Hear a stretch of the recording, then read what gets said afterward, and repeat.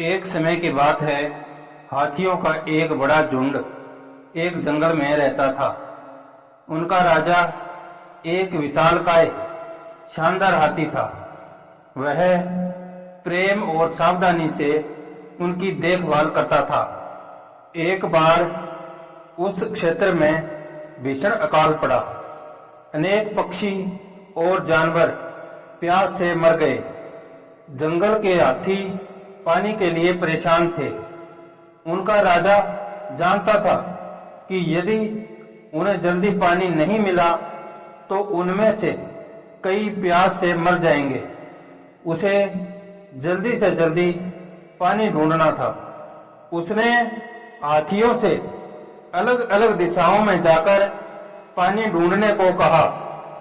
उनमें से एक को दूर एक अन्य जंगल में पानी से भरी एक बड़ी और सुंदर झील मिली। राजा खुश था। उसने सभी हाथियों को झील की ओर चलने का आदेश दिया। झील के निकट खरगोशों की एक बस्ती थी। हाथियों को इस बस्ती से होकर गुजरना पड़ा। हजारों खरगोश कुचल कर मर गए और हजारों अन्य घायल हो गए। जब खरगोशों में आतंक फैल गया तो उनके राजा ने एक सभा बुलाई। जंगली हाथियों के झुंड ने पहले ही हम में से हजारों को मार डाला है और घायल कर दिया है। हमें और मौतों से बचने के लिए तुरंत कदम उठाने होंगे। मैं चाहता हूं तुम सब मिलकर हमारी प्रजाति को बचाने का उपाय सोचो।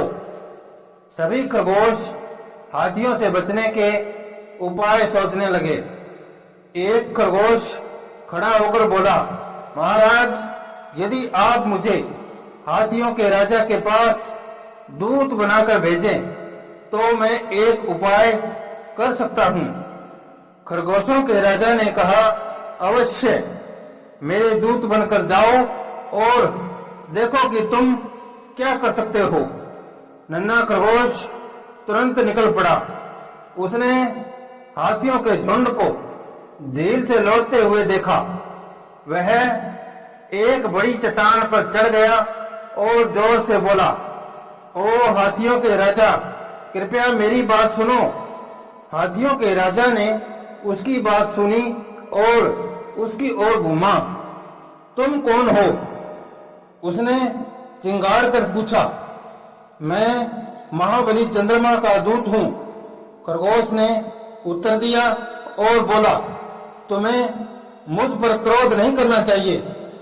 कृपया याद रखें कि एक दूत को कभी दंड नहीं दिया जाता, चाहे वो जो भी कहे। वह केवल अपना कर्तव्य निभा रहा होता है। बहुत अच्छे, कहो तुम्हें क्या कहने के लिए भेजा गया है।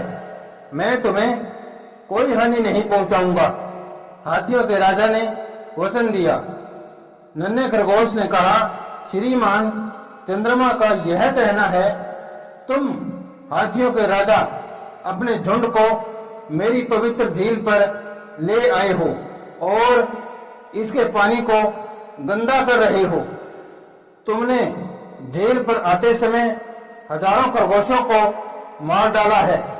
तुम जानते हो खरगोश मेरी विशेष सुरक्षा में है। मैं तुम्हें खरगोशों को न मारने की चेतावनी दे रहा हूं, अन्यथा तुम और तुम्हारे झुंड के साथ कुछ बहुत बुरा हो सकता है। हाथियों का राजा सन्न रह गया। तुम ठीक कहते हो, वह बोला। हमारे द्वारा झील पर आते हुए अनेक खरगोश मारे गए होंगे। मैं ध्यान रखूंगा कि तुम्हें आगे कोई कष्ट न हो। मैं चंद्रमा से प्रार्थना करूंगा कि वे मुझे मेरे पापों के लिए क्षमा करें। कृपया मुझे चंद्रमा के पास ले चलो। नन्हा खरगोश हाथियों के झुंड को झील पर ले आया। वहां उन्होंने शांत जल में चंद्रमा का प्रतिबिंब देखा। लीजिए महाराज, चंद्रमा से मिलिए। उसने कहा, मुझे दिव्य चंद्रमा की आराधना करने दो। हाथी ने कहा और अपनी सूंड पानी में डुबा दी।